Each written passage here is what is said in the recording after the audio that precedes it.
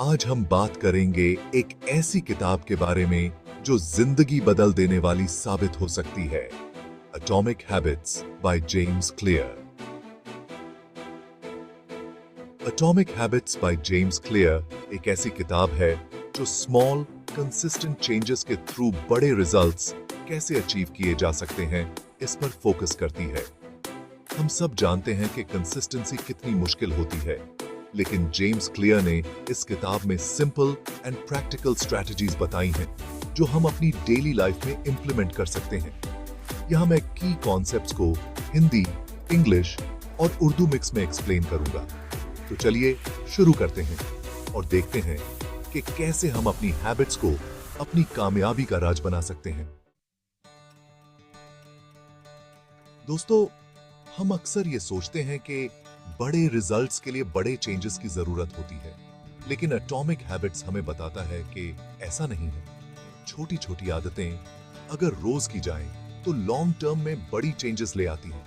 Imagine कीजिए कि आप एक पेड़ लगाते हैं। शुरू में वो बहुत छोटा होता है और आपको लगता है कि इससे क्या होगा, लेकिन अगर आप रोज उसे पानी देते रहें, उसकी देखभाल करते रहें, तो वो धीरे धीरे बड़ा होता जाता है और एक दिन एक बड़ा फल वाला पेड़ बन जाता है।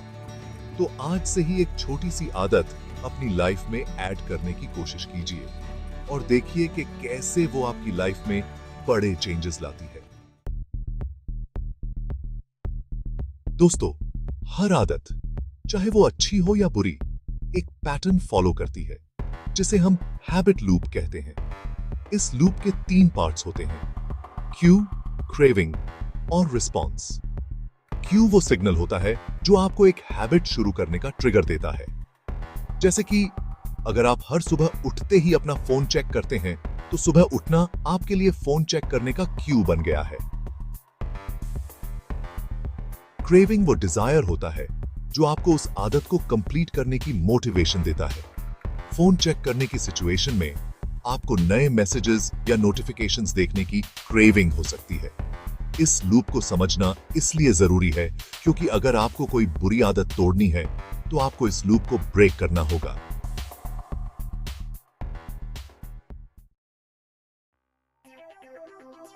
तो अब सवाल यह है कि हम अपने लिए कैसे अच्छी आदतें बना सकते हैं और बुरी आदतें तोड़ सकते हैं।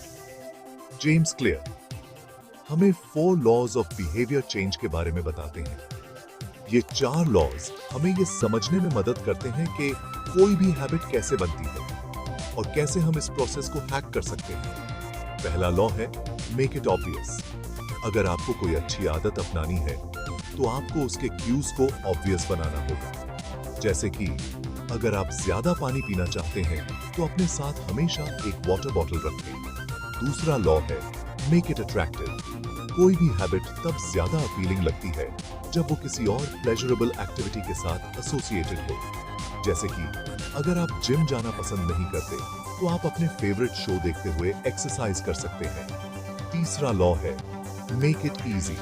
शुरू में कोई भी हैबिट मुश्किल लगती है, इसलिए आपको उसे आसान बनाने की कोशिश करनी चाहिए। जैसे कि अगर आप सुबह जल्दी उठना चाहते हैं, तो अपना अलार्म अपने बेड से दूर रखें ताकि आपको उठकर यूज बंद करना पड़े। Chapter 4 Identity Based Habits Becoming the Best Version of Yourself। दोस्तों, अक्सर हम अपने गोल्स पे इतना फोकस करते हैं कि हम ये भूल जाते हैं कि हम कैसे इंसान बनना चाहते हैं। जेम्स क्लियर कहते हैं कि सस्टेनेबल हैबिट्स बनाने के लिए हमें अपनी आइडेंटिटी पे फोकस करना चाहिए। हम सबके मन में अपनी एक इमेज होती है और हम ऐसे काम करते हैं जिससे वो इमेज और स्ट्रांग हो। तो अगर आप अपनी हैबिट्स में परमानेंट चेंज लाना चाहते हैं, तो आपको अपनी आइडेंटिटी चेंज करनी होगी। जब आप अपने आप को एक हेल्थी इंसान के रूप में देखते हैं, तो आप नेचुरली हेल्थी हैबिट्स अडॉप्ट करना शुरू कर देते हैं। Chapter 5 The Power of Environment Shaping Your Habits। दोस्तों, आपने ये तो सुना ही होगा कि A man is known by the company he keeps।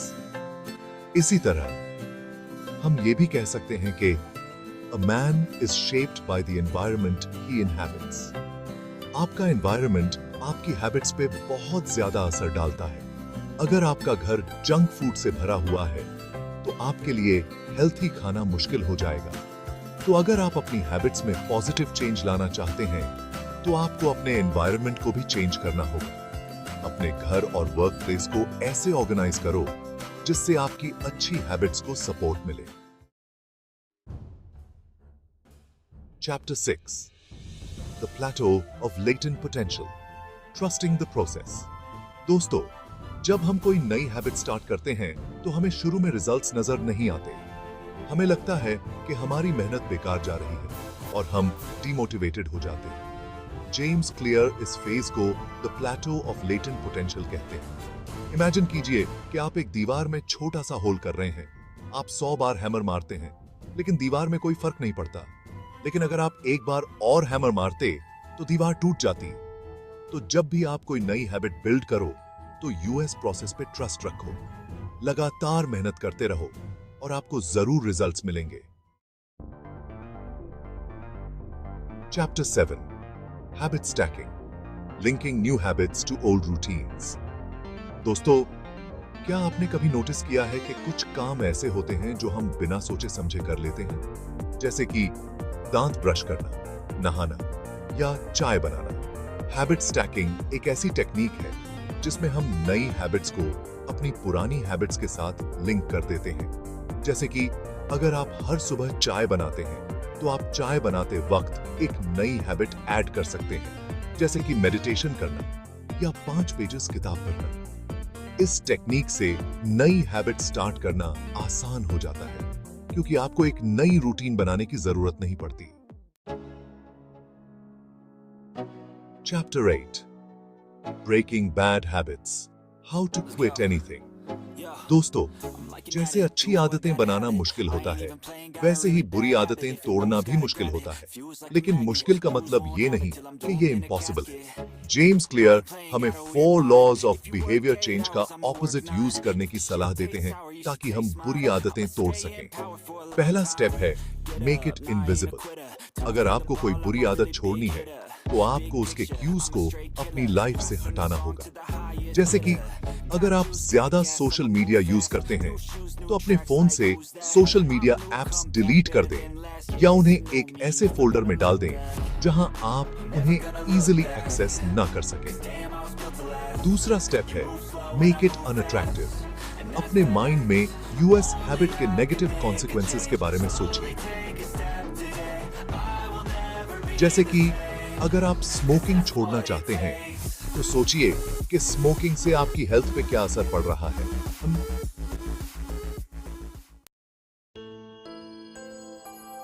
Chapter 9 the Goldilocks rule, finding the sweet spot for motivation. दोस्तों, क्या आपने कभी गोल्डीलॉक्स एंड द 3 बेयर्स की कहानी सुनी है? गोल्डीलॉक्स को एक ऐसा बोल चाहिए था जो ना ज्यादा गर्म हो और ना ज्यादा ठंडा। इसी तरह हमारी हैबिट्स भी तब सक्सेसफुल होती हैं जब वो ना ज्यादा आसान होती हैं और ना ज्यादा मुश्किल। जेम्स क्लियर इस कॉन्सेप्ट को द गोल्डीलॉक्स रूल कहते हैं।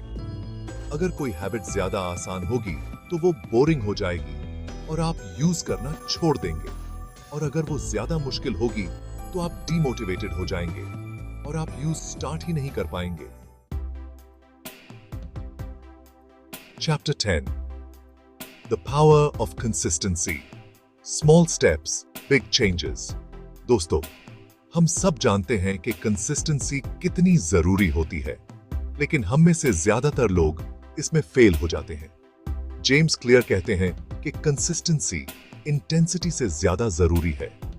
अगर आप हर दिन सिर्फ 5 मिनट्स एक्सरसाइज करते हैं लेकिन आप ये रेगुलरली करते हैं तो आपको लॉन्ग टर्म में ज्यादा फायदा होगा। तो अगर आप अपनी लाइफ में पॉजिटिव चेंजेस लाना चाहते हैं तो कंसिस्टेंसी पे फोकस करो। तो देखिए, ओथरो छोटी आदतें बड़े रिजल्ट्स। तो दोस्तों, ये थी एटॉमिक हैबिट्स की समरी। उम्मीद है कि आपको ये वीडियो इंफॉर्मेटिव लगा होगा और आप अपनी लाइफ में पॉजिटिव चेंजेस लाने के लिए इसके कॉन्सेप्ट्स को यूज करेंगे। इस किताब का सबसे बड़ा टेकअवे ये है कि स्मॉल ग्रेजुअल चेंजेस से बड़े रिजल्ट्स हासिल किए जा सकते हैं। सिस्टम्स और प्रोसेसेस पे फोकस करो, ना कि सिर्फ रिजल्ट्स पे, और अपनी आइडेंटिटी के हिसाब से आदतें बनाओ ताकि वो लॉन्ग टर्म तक चलती रहे। अगर आपको ये वीडियो पसंद आया हो तो लाइक, शेयर और सब्सक्राइब करना ना भूलें।